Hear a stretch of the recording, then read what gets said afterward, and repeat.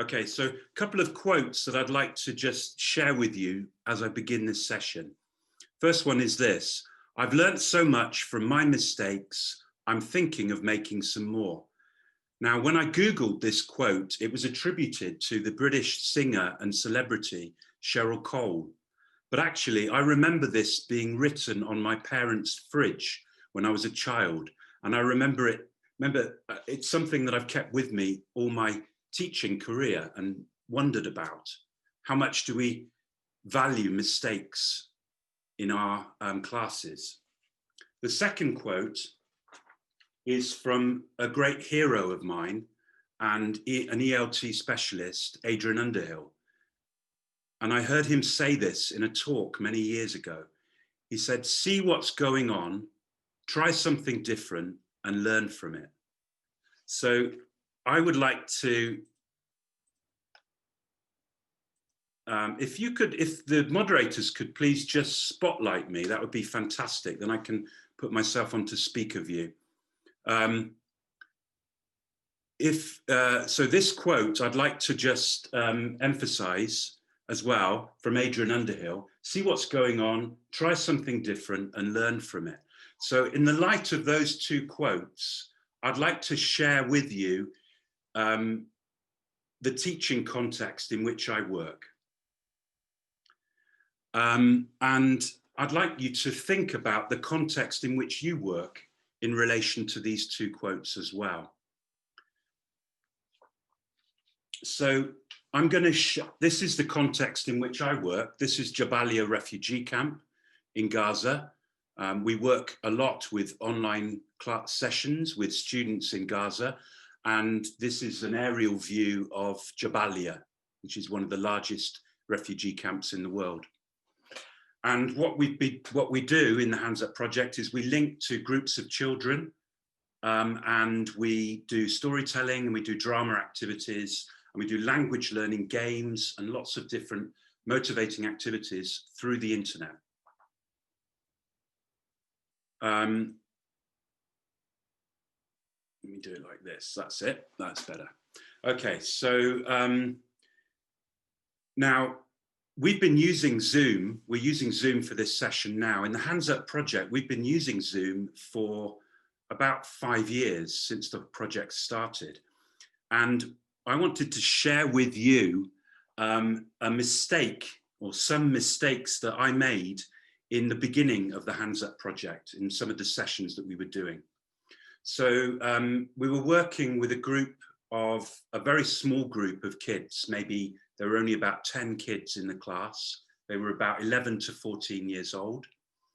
And they were in a library in Gaza, in a room. And they were, just a second. They were participating in the session. And something to bear in mind as you're watching this, this was probably the first time in their lives that they'd had any kind of interaction with somebody outside Gaza. And certainly the first time they'd had any kind of interaction with somebody who spoke English as a first language or didn't speak Arabic as a first language. So what I'd like to do with you, I'm going to play this very short snippet of a video, and I'd like you to think of, notice anything, any kind of mistakes that you think I might have made in this session. Now, one of the beautiful things about Zoom is that we have this recording facility.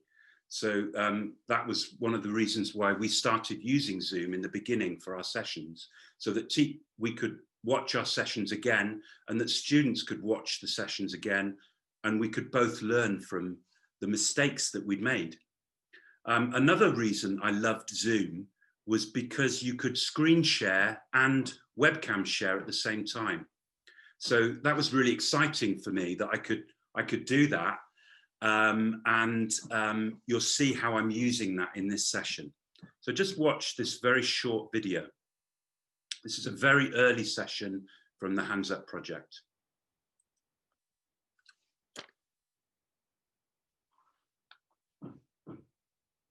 Electricity cut off. You get used to that, yeah? Yeah, no problem. Okay. Do you know when it's going to happen? No, we get no clue. You get no clue, it just comes. It just happens. Yeah, okay. Okay, so let's go back to where we were. All right, so. Okay. نرجع نكمل اللي كنا بنعمله ماشي؟ Okay. All right. So yalla. Okay. Tell me, can the children say which picture they think is number one? Which picture is number one in the story?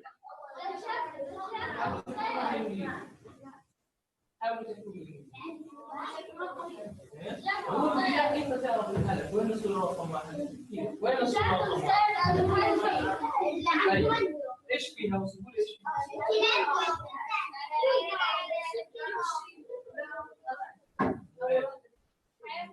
فيها؟ ايش فيها في الصورة؟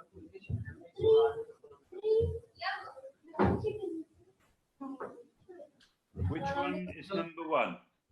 وين الصورة رقم واحد؟ This one, this one, this one, this one, this one, or this one? This one?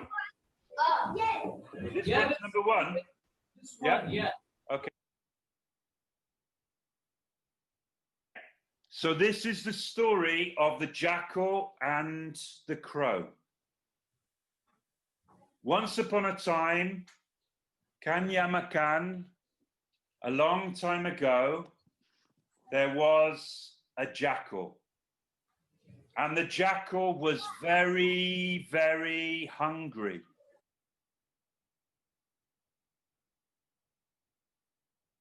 But اوكي الجيت هذه القصه اللي احنا كنا نسمع فيها بس بنخلط بنلخبط الجمل. احنا الجيت قلنا انه نرتب الجمل حسب القصه وهو حكمها. فيها A B C D E F.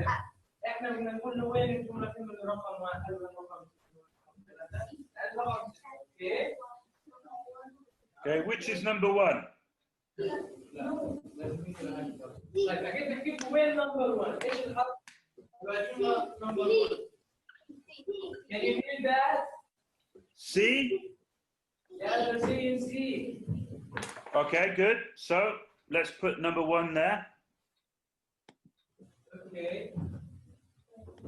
Number one, good. Okay, now, is anybody still awake?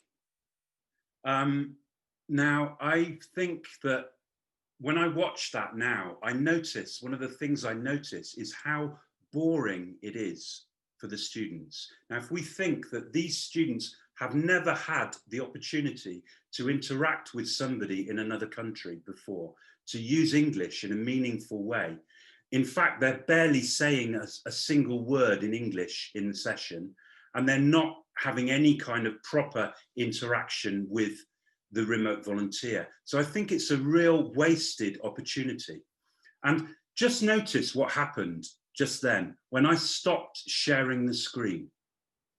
Did you notice that you felt a sense of relief at suddenly being able to see somebody's face? And I think this is something that's at the heart of the Hands Up project, what we're doing is it actually can be very intimate. We can connect to a group of kids and we can look at them and we can really connect to them. And sharing a screen all the time doesn't enable that. Now, of course, with Zoom, we've got lots of other options for creating sort of interesting visual things. So we've got the green screen feature. So here are some of the things that I would say that I've learned from that interaction, from recording videos of my own Zoom sessions and some of the things that I notice. So the first thing I notice is this. An online class isn't a substitute for a face-to-face class. It's a different way of teaching with its own limitations and advantages. And we have to play to these advantages. So one of the advantages of an online session, or one of the disadvantages first, is that it's incredibly hard to hear anyone who isn't close to the webcam. And it's also incredibly hard to monitor. We can't really monitor pair work or group work. However, one of the huge advantages of an online session is that we provide those children with an opportunity to use their English in a meaningful way with someone in another context. And let's face it, in most face-to-face classes around the world, that doesn't happen. Now, another thing that I think I've learned from watching videos such as that is that we need to resist the temptation to teach. As teachers, we're obsessed with teaching. Let's focus on the present perfect continuous. Let's focus on this vocabulary. But there are lots of problems with that. This isn't the best way of teaching. I mean, particularly pronunciation. It's very difficult to teach pronunciation online because of the sound quality. It's very difficult to focus on accuracy at all in online sessions. So let's use this as an opportunity for encouraging students to really use their language. That's something I've really learned from doing these sessions. We want to maximize how much students can use language and interact. And also, we want to maximize how much we provide them with input through our own talk. So talking, listening, and interacting. Now, I'd like to show you another video now, which is from another session, a later on session, and just see how some of these things are more in place in this session. So we might say, this is how I might have learned something from those mistakes. Here's something I may have learned.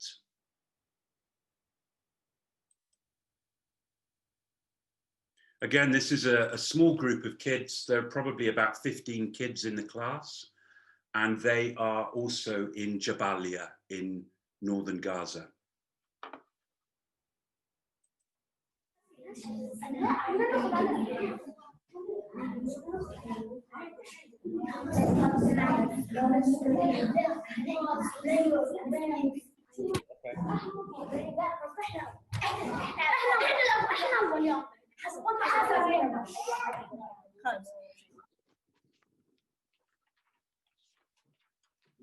Siwal. Lion. Lion, okay. Noor. Hungry. Hungry. Siwal. Angry. Angry. Good. Noor.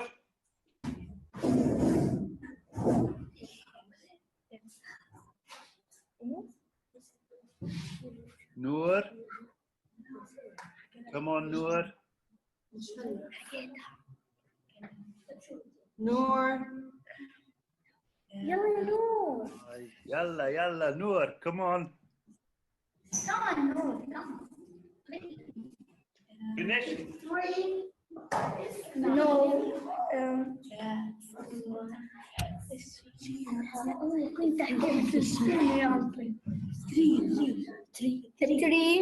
Three. Okay, good. All right. Well, Sad. good. Noor? Yes. Happy. Happy, we've already said. Happy, we've already said. Happy. Okay, so Siwal.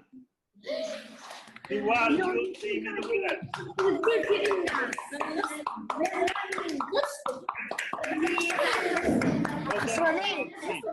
Well done. Well done, but well done, everybody. Look at all these words. All these words you remembered from the story. So I think we can really feel that energy in the room and how motivated the kids are by almost coming through the webcam, almost diving into the webcam. So, you know, really very, very motivating for the kids. So another thing that I've learned, I think, from watching my own sessions is I think it's so important to make the most of the visual aspect of online sessions. After the learners themselves, it's your most powerful resource. Now, of course, we need to think about the background when we're teaching. So, you know, we could suddenly be using the virtual, if we have a green screen on Zoom, we've got a piece of green cloth, we could suddenly be in front of the oldest olive tree in the world, in a small village near Bethlehem. Or we could be anywhere we like. We could be in space, yeah? So I think it's really important to think about what's behind us when we're teaching online, because this is what kids are looking at. Another thing is, I think we need to avoid overusing PowerPoint and avoid overusing sharing our screens. We might want to do something like a kind of green screen storytelling. So we could put an image related to a story, and we could tell a story using that image. So for instance, it could be like this. Joha's wife cooked the meat, and the meat smelt so delicious. And one by one, all of the neighbors came and knocked on the door. Very, very different from, you know, telling a story as I was doing in the first video, where you just see in a small box in the corner, the person, and then you see the pictures. Much more difficult, and much more difficult to make eye contact. So there's a big difference between telling a story like this, the man came up to the old woman's house, or telling it like this. And so the man walked up to the old woman's house and he knocked on the door. Nobody answered. Nobody answered. So just by looking into the webcam, we can give those kids a much more powerful experience, a much more intimate experience, and we can actually make them feel that like they're looking at us. Of course, we've also got lovely opportunities for, you know, to use Realia in this case. So I'm going to just do a quick activity with you now. I'm just going to show something to you very quickly. And I'd like you to just see what's written. I'm going to show you my mug. And I'd like you to write in the chat what you think is written on my mug.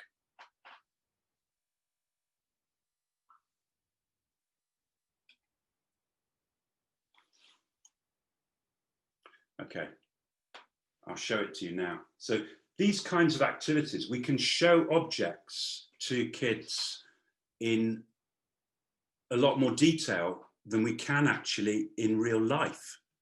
We can really zoom in on things. I'm a teacher. What's your superpower? Now, of course, it also matters what we wear as teachers. It matters what we wear. We don't want to be, you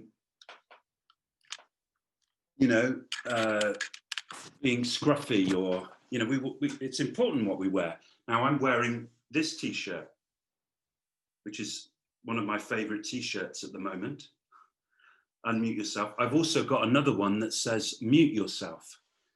But we may also, and of course it matters what you wear above the waist, but it doesn't matter so much what you wear below the waist, unless of course you have a webcam positioned on the floor where people could see that you've actually got two different socks on. Oh no! And maybe we could make a story about these two different socks, or maybe we could make a dialogue where the two socks talk to each other or something. So let me just switch back to my other camera. So, you know, this is the visual aspect is so important. Now, also, another very important thing that I've learned, is I think a lot of us are teaching at home, and we've got lots of things in the room that we can bring to our advantage. So make the most of what is in the room with you. Make the most of what's around you. One of my favorite activities to do with young learners is to say, now that we've got young learners under lockdown, is to say something like, right, everyone, you've got to find something that begins with the letter P. As quickly as you can, all go and find something that begins with the letter P and show it to the webcam. And then maybe we'll make a story out of those words, or we'll just teach them or something like that. So lots of things that we can have in the room with us. Mini whiteboard is a very useful tool for online teaching, much better, in my opinion, than the online whiteboard, because we can really show it and we can show the students that we're writing things on it. You know, why not incorporate a little bit of mask work into it? Why not suddenly become Albert Einstein? Masks work very well. Perhaps the students could interview me as Albert Einstein. Maybe they would like to interview this young girl.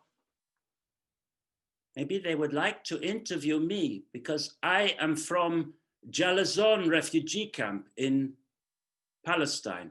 Maybe you would like to ask me some questions, yes? Sorry, that wasn't a Palestinian accent, by the way. That came out wrong. So puppets. Now, also, one of my favorite activities to do with kids is to actually use something that you've got in your kitchen. And I'm not actually in my kitchen now, but I've got a very small fridge here. So I'm going to play a quick game with you. I'd like you to guess what you think I've got in my fridge. And here's some language that you might want to focus on. I've got a piece of, I've got half a bar of, and I've got a packet of. See if you can think of what those things could be and write them in the chat. And now I'm going to show you what's in my fridge. So we'll just put the webcam down here on the floor. Here's my fridge. It's a very, very small fridge, as you can see. I'm just going to turn off the virtual background.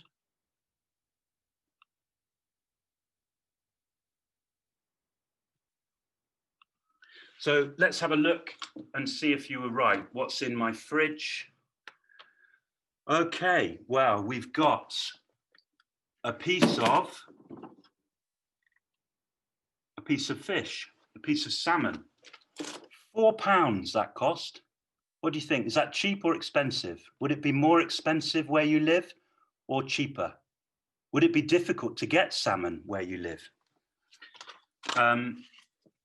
We've got here a bar of chocolate, raspberry and hazelnut chocolate, one of my favorites. What's your favorite kind of chocolate? We've got a packet of watercress. A packet of watercress. Do people eat watercress a lot where you live? It's actually my favorite vegetable. So that kind of thing. Now I've just dropped water all over my computer, but I'm gonna, I hope it's okay. I hope it's gonna survive. So that's another really important aspect. Another thing that I think we want to do a lot in our online sessions is to emphasize play. Now, play is at the heart of learning. I believe very strongly that play is so much a part of learning. You know, and the whole idea of making mistakes, freeing people up to make mistakes is a part of play. And we learn through making mistakes and we learn through play. I also think it's no coincidence that in English, play has two meanings.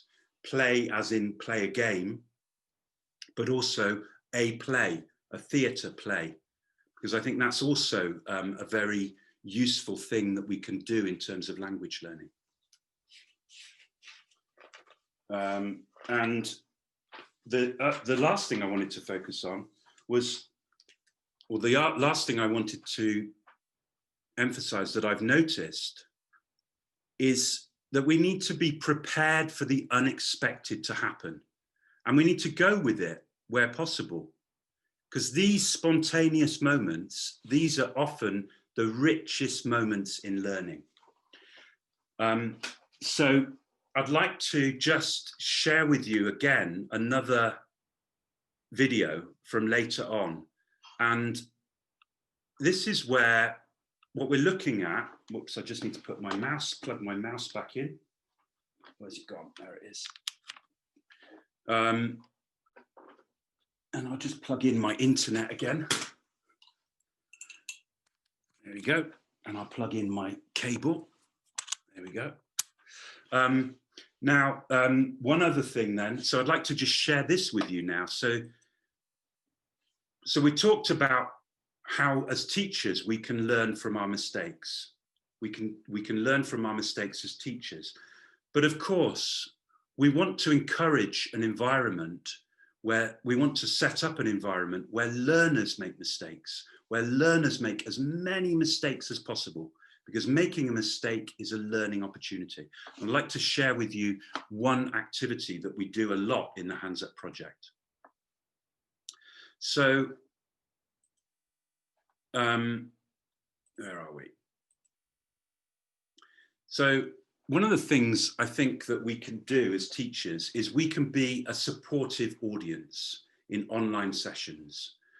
And so an activity that we often do, this is with older kids, maybe 14 to 16-year-olds, we ask them to prepare a mini talk about a topic. And here we've got the students are taking it in turns to come up and interact with me about their topic that they've prepared. And in this case, it's about their homes. So they've prepared like a 1-minute talk about their homes. And you'll notice this is in a small village near Ramallah in Palestine. And you'll notice that the internet connection is very, very weak. But despite that, maybe because of that, there is quite a lot of learning happening. And just have a look at this little extract and see if you can notice the learning that's happening. Do you have houses right next door to you? Have you got neighbors? Or is your house separate? No.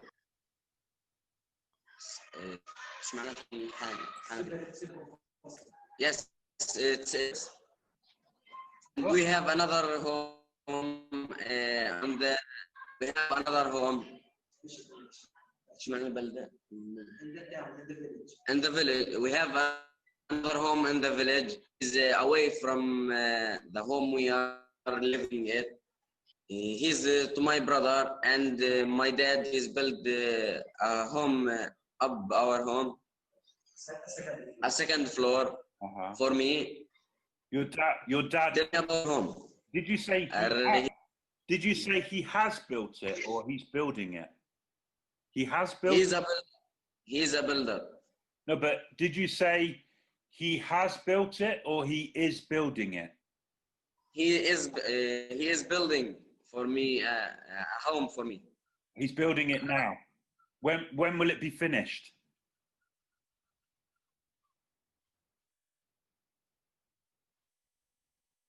When will it be finished? Yes. Next year in the summer. So I think that's very interesting how there are lots of mistakes being made by the student. And in a way, that's a really beautiful thing that those mistakes are being made. So here's a transcript of that little extract. So we've got the situation there. Let me just move that out of the way. So, you know, Ahmed says he's built the a home up our home. So he doesn't know the word for second floor. And the teacher who's in the room with him supplies him with that word. So there's a moment of learning at the point of need. The student makes a mistake, he tries to say something, and the teacher feeds in some language. But here's something very interesting that happens here too. So I say, your dad, did you say he has built it or he's building it? I'm really not sure what he means. I really don't know whether he means he's built it or he is building it. And I continue with that. I say, he has built it or he's building it. And Ahmed says, he is building for me. He's building it now? Yes. So here's a moment when we could say that Ahmed is learning something about present perfect and present continuous. And he's being pushed, gently pushed, encouraged, nudged into using a form that he's not so comfortable with. And all of that came from a mistake. All of it came from making a mistake. So please, let's just encourage our students to make as many mistakes as possible. This is where the learning is happening. Now, I want to just focus on another area now, which is, no, I don't, where's it gone? There it is. So one of the things that we do in the Hands Up project is plays. I talked briefly about this before. We encourage our students to make plays, to create plays. And because of lockdown and because of the fact that all the schools are now closed in Palestine, students are having to perform these plays from their own homes with individual webcams. So in Palestine, a form of theatre, which we now call remote theatre, was developed. But there's actually a new form of theatre called lockdown theatre, where we've got individual cameras performing a play. And I think that this is a very rich source of learning and of making mistakes. So it's another way that the teacher can be an online audience for the students, a supportive audience. So here's me working with a small group of girls in Gaza, and we're rehearsing their play. They're going to perform this play on Facebook Live a week on Saturday. So if you look on the Hands Up project page, you'll see them performing this play. It's a beautiful play. It's directed by a wonderful teacher in Gaza called Hannah Mansour. And here are the girls practicing. And I just wanted to show you this interaction that's happening between me and those two girls. Unfortunately, Hannah wasn't available to direct them on this occasion, so I stepped in at the last minute to help them out. So just have a look at this. Two things. Ghazal, when you're doing the running, can you do it a bit like this? Can you try it like this? So doing the running. Yeah, maybe not really fast.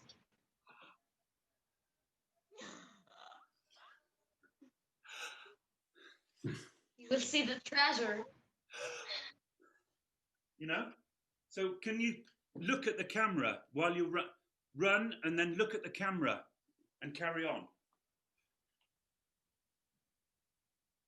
Okay. Go ahead. Describe that I'm happy. Yeah, exactly. So look at the camera. When I return to my home, I will talk with Yara. Yeah. Then save. Yeah. Yeah. Yeah. That's right. So go on then. From where? Ana or Yara? So from let's do it from the end of from just a minute. Actually, the farmer ran back to his no. Let's do it from there. The farmer walked back to his house from there. Go ahead, Hala. The farmer walked back to his house. Hazel, you're off. Yeah. Yeah. Okay. The farmer walked back to his house. Actually, the farmer ran back to his house.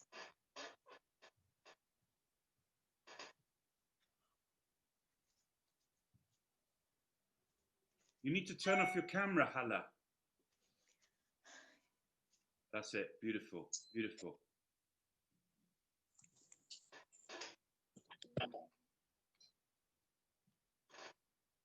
Wait, Yada, wait. Okay. Wait for the narrator to speak. No. No. And Yara say, talk with each other. After I'm safe. Yeah. I'm first. Hold on. Yeah, you're first. Yeah. Yeah. So it's different from the script, is it? You changed it. Oh, okay. Okay, go on then. Okay. You came back? Did you know what are you looking for in your mysterious dream? No, but where is my Spain?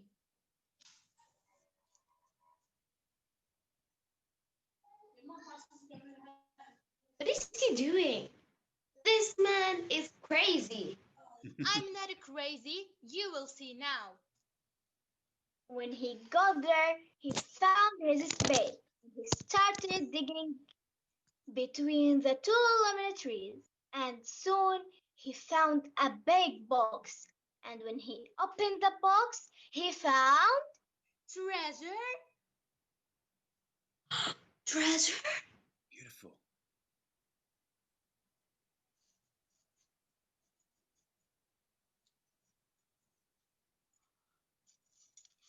Look, now we are rich. Yes, we're rich. Come on, children, we have become rich. And the farmer and his wife and their 70 children lived happily ever after. So I think you can see there that, I mean, being a supportive audience doesn't mean just letting everything go. Being a supportive audience, like a theatre director, means supporting those learners. So pushing them and challenging them and expecting high level from them, expecting the best from them. These kids in Gaza are incredible. They have incredible talents, and we need to really emphasize that and share it as much as we can. So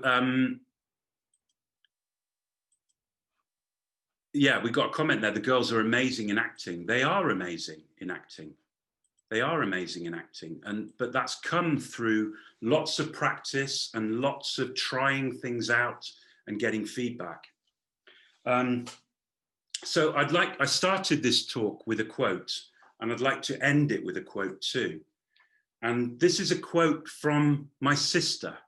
Now, my sister is a French and Spanish teacher in a secondary school in the UK. And I wrote a blog post for the Hands Up project a while back called I've learned so much from my mistakes, I think I'll make some more. And my sister commented on there with this. She said, why don't we remove the miss and call it a take? When people make a film, they say, take one, take two, etc. And that's exactly what we're doing when we're learning a language. And I think that's so beautiful and so true. Why do we think of it as a positive? Why do we think of it as a negative thing? In fact, it's an incredibly positive thing to do that. And really, that's what we're doing when we're teaching, when we're learning a language. We're trying something out and we're trying to get better at it. So mistakes are an integral part of learning, I would say. I hope that you've enjoyed watching me making mistakes. I hope that you've enjoyed this first take of this talk, and I hope that you've learned something from it. I'd just like to end by sharing some ways in which you could get involved with the Hands Up project. If you'd like to be a volunteer storyteller with us, please send us an email to info@handsupproject.org, and we could connect you to a group of young people in Palestine to tell stories. I'd encourage you to watch our Facebook Live sessions every day. And on Saturdays, we do a session called Saturplay Live, where we show a play created by Palestinian children, and we meet the actors and we interview them about how they've used drama to learn.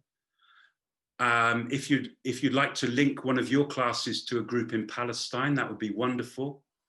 You could buy one of our books, all of the plays that are created by Palestinian kids. We put them in these books and we take the books to Palestine to give to them. And if you would like to support us financially, we're always looking for donations. So thank you very much for being with us today. And let me just stop that. So if there's any questions, I'd be very happy to answer those questions. Thanks for that, Nick. Really great session. Lots of really nice responses in the chat as well. We've only unfortunately got about 2 minutes left for questions. So I think lots of people are asking about your tech setup.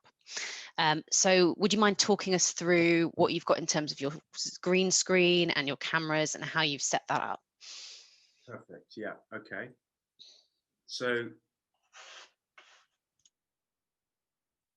green screen, it will work without a green screen, but if you do have a green piece of cloth, this is a feature of Zoom, just on the basic, you don't need a pro account or anything. Just having a piece of green cloth, you can then project any image you like onto that. So it's great for green screen storytelling.